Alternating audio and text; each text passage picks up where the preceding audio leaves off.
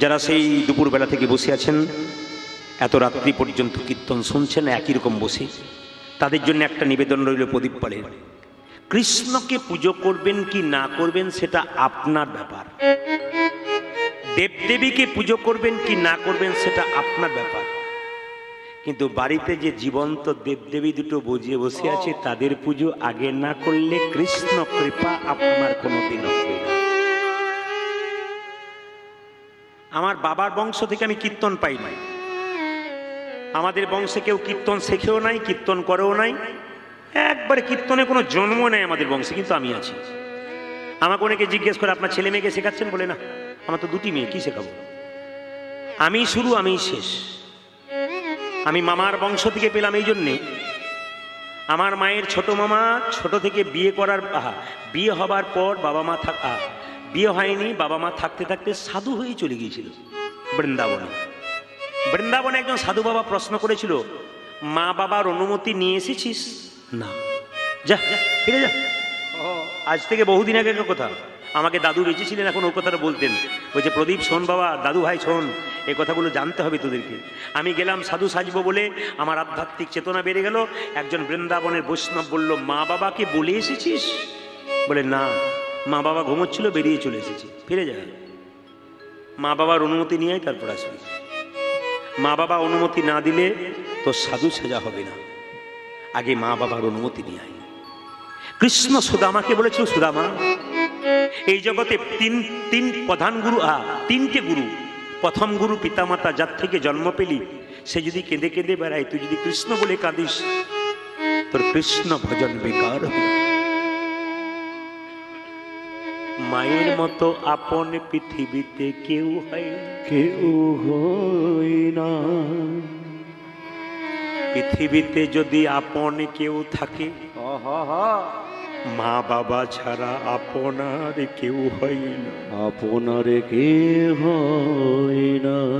রাত্রিবেলায় অনুষ্ঠান দেখে যখন বাড়ি যাই, অধিক রাত্রিতে দরজায় যখন ছেলে ধাক্কা দেয়, দেখে দরজার পাশে মা চুপ করে বসে আছি, কখন আমার খোকা ফিরে আসবে? যতক্ষণ না খোকা ফিরে আসবে ততক্ষণ মায়ের চোখে ঘুম হবে না। ছেলে যদি না খেয়ে রাগ করে চলে যায়, চলে যায়, বাড়ির সবাই খায়, কিন্তু একজন দরজাতে বসে থাকে না খেয়ে। খোকা যখন খাবে, তাছাড়া আমি খাবো না, কেউ আমাকে খাওয়াতে পারবে না। মায়ের মতো আপন কি হইল, কেউ হয় না।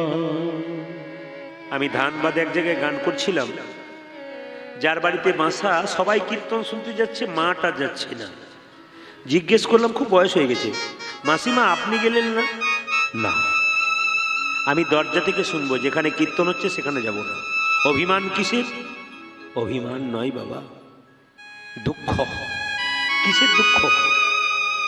বলছে যেখানে কীর্তন গান হচ্ছে, বহুদিন আগে যখন আমার ছেলে ছোট ছিল, ওখানে দেওয়াল চাপা পড়ে মরে গেছে, ওই জন্য ওই জায়গাটার দিকে আমি আর তাকাতে পারি না। ওখানে গেলে আমার খোকার কথা মনে পড়ে যায়, বুকে মনে হয় সে।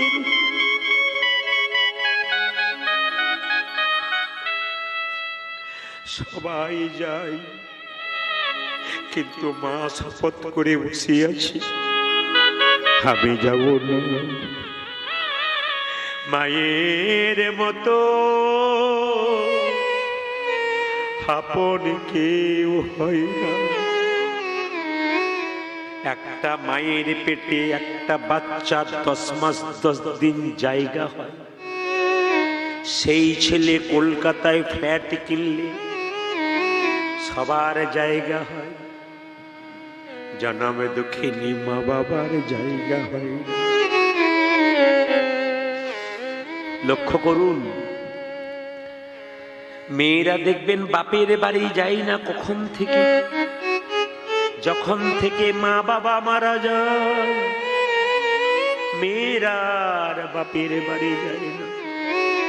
জিজ্ঞেস করি, দিদি তুমি গেলে না কেন? যাদের কাছে যাব তারা এত নাই, এখন যেখানে যাই তারা আমার বাবা মায়ের মতো ভালোবাসা দিতে পারে। দুর্গার অষ্টমীর দিনে উপবাস রেখে নতুন কাপড় পরে মা দুর্গাকে পুষ্পাঞ্জলি দিতে যাচ্ছে। মাটির প্রতিমা দুর্গা যেন বলতে চায়, মাটির প্রতিমা পুজিস রে তুই, আগে ঘরের জীবন্ত বাবা মাকে পুজো করি।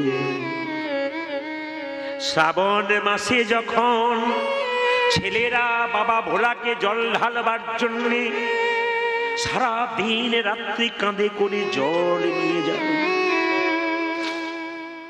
বাবাকে দেবার জন্য, বাবা যেন বারবার প্রশ্ন করতে চায়।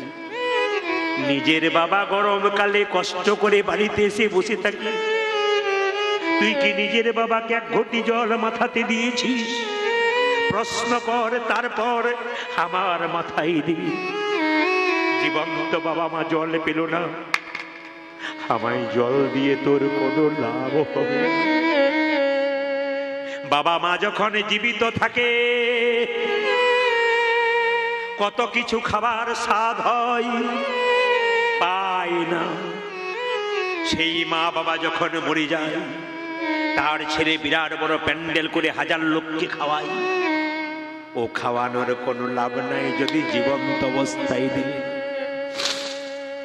বাড়ি থেকে স্বামী যখন কাজে যাচ্ছে, স্ত্রী বলছে শুনছো এক থলে হাট এনো, মেয়ে বলছে বাবা ঘড়িটা এনো, ছেলে বলছে বাবা মোবাইলটা এনো। একজন দরজায় গলায় কাপড় দিয়ে বলছে খোকারে সাবধানে যাস, আর সময় মতো খাবার খেয়ে নিস। আমরা যার জন্য ভাবলাম না, সে দরজায় বসে বসে ভাবছি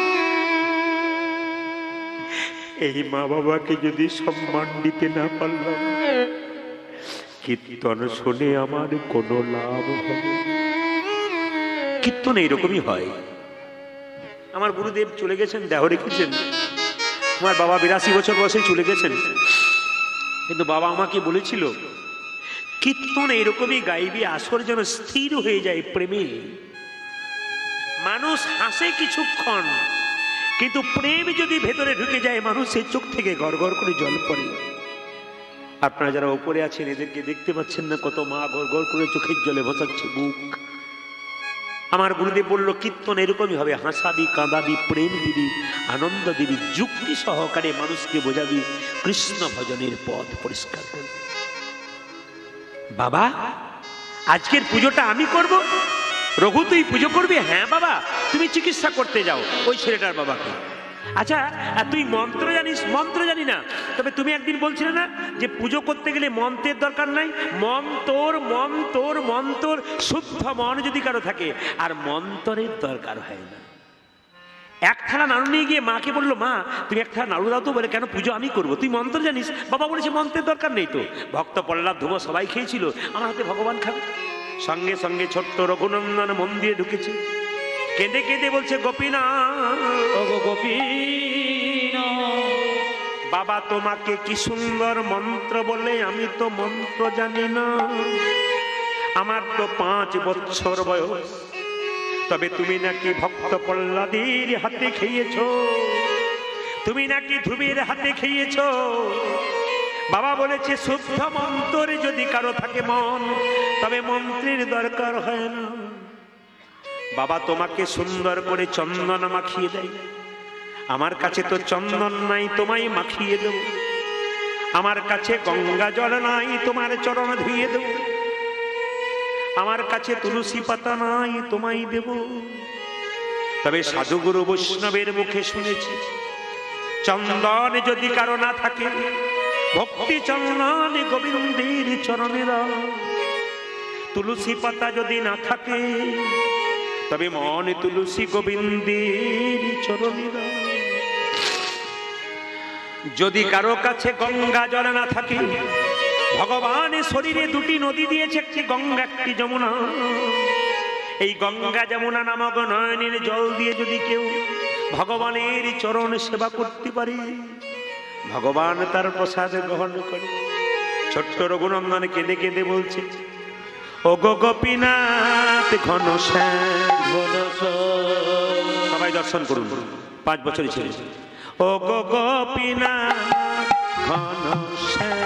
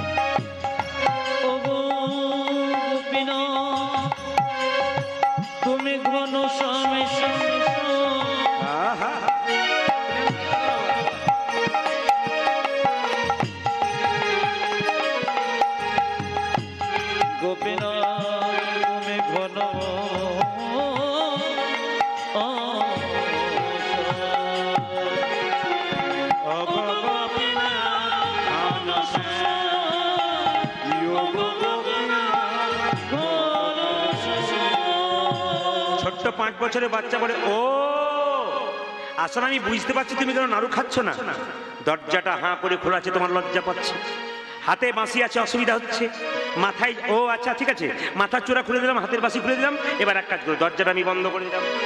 এবার গোপীনাথ তুমি নাড়ু খাও। পাথরের গোপীনাথ যখন নাড়ু খাচ্ছে না, রঘুনন্দন কেঁদে কেঁদে বলছে, তুমি ভক্ত প্রহ্লাদের হাতে গিয়েছো, ধুবের হাতে গিয়েছো।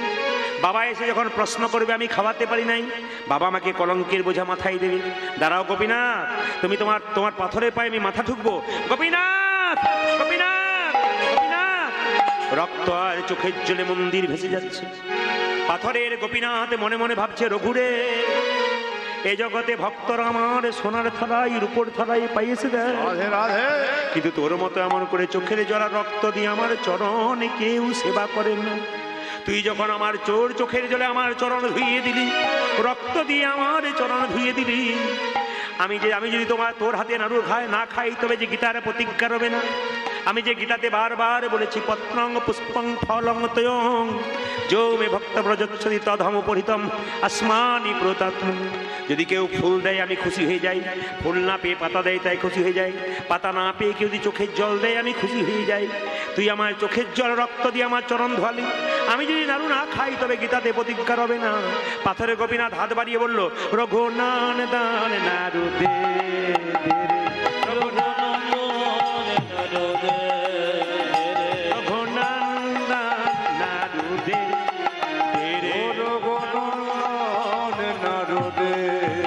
গোপীনাথ নাড়ু খাও, গোপীনাথ নাড়ু খাও, গোপীনাথ নাড়ু। রঘুনন্দন বলছে, তুমি সব নাড়ু খেয়ে নিচ্ছ, বাবার হাতে এত নাড়ু খাও না, আমার হাতে এত নাড়ু খাচ্ছ কেন? পাথরের গোপীনাথ বলছে, সবাই আমায় ডাকে রে রঘু, তোর মতো এমনই করি চোখের জলে ভেসে কেউ ডাকে না, চোখের জলে ভেসে কেউ ডাকে না, চোখের জলে ভেসে কেউ ডাকে না, চোখের জলে ভেসে কেউ ডাকে না, তন্তে তন্তে সবাই ডাকে, চোখের জলে ভেসে কেউ ডাকে না, এমন চোখের জলে ভেসে কেউ ডাকে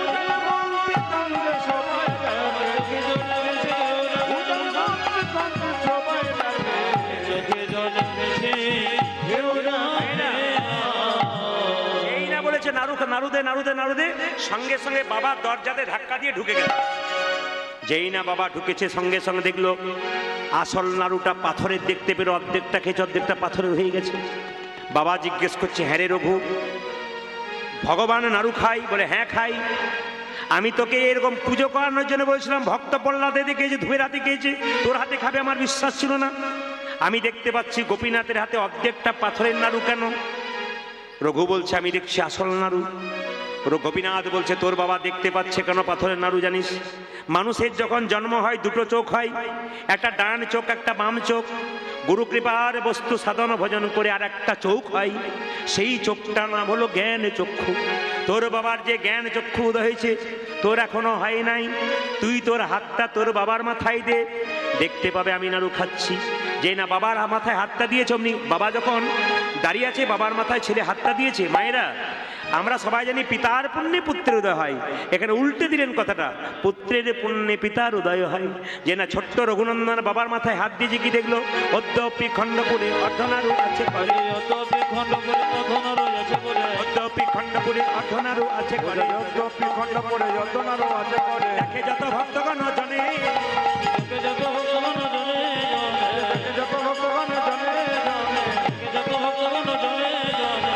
অজের মদন যে শিরগুনন্দন সেই, অজের মদন যে শিরগুনন্দন সেই, অজের মদন যে শিরগুনন্দন সেই, অজের মদন যে শিরগুনন্দন সেই। উদ্ধব দাসরস ভনে ভনে, উদ্ধব দাসরস ভনে ভনে, উদ্ধব দাসরস ভনে ভনে। উদ্ধব দাসরস ভনে ভনে। মিলন হলো রে। আপনারা কি ভাবছেন সারাত্রি হবে নাকি? হ্যাঁ 4:30, এরা 4টায় এসছে, 4:30 আরম্ভ করেছে, 8টা বাজতে চললো। প্রত্যেক দিন অনুষ্ঠান। আপনারা উঠতে চাইলে না কি হবে, উঠতে কিন্তু আপনাদের হবেই। এ প্রতি আসরে এরকমই হয়, গান শেষ হয় কেউ বুঝতে পারে না। আজও আপনাদের শেষ হলো। আমাদের জওহরলাল বাবুকে বলবো আপনি এক কাজ করুন, আপনি বাতাসাগুলো 3-4 জনকে ভাগ করে দিয়ে নিচে নামিয়ে সবার দিকে ছুঁড়ে ছুঁড়ে দিন, হাতে হাতে দেবেন না, ছুঁড়ে ছুঁড়ে দেবেন। আপনারা সবাই একটু আনন্দ করে আজ মিলনে হলো রে, মিলন হলো রে, মিলনে হলো রে, মিলন হলো রে। ভক্তারে ভগবানের মিলনে হলো রে, ভক্তদয় ভগবানের মিলন হলো রে, ভক্তারে ভগবানের মিলন। ভক্তদয় ভগবানের মিলন। হরি বল, হরি বল, হরি বল, হরি বল, হরি বল, হরি বল, হরি বল, হরি বল।